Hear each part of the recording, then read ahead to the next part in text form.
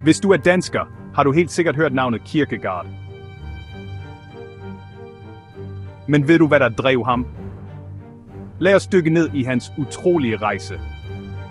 Søren Kierkegaard blev født i København i 1860 og voksede op omgivet af bøger og dybe tænkere. Men hans liv var ikke let. Han oplevede familietragedier og hjertesorg, da han mistede flere søskende og sin mor tidligt.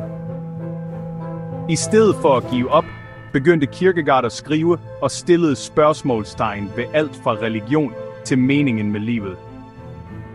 Han kaldes eksistentialismens fader, fordi han udfordrede folk til at finde deres egen vej og træffe modige valg. Hans idéer startede debatter, der stadig lever i dag. Ikke dårligt for en, der skrev det meste af sit bedste arbejde på sin yndlingscafé i København. Kierkegaards historie beviser, at filosofi ikke kun er for lærebøger. Det handler om det virkelige liv.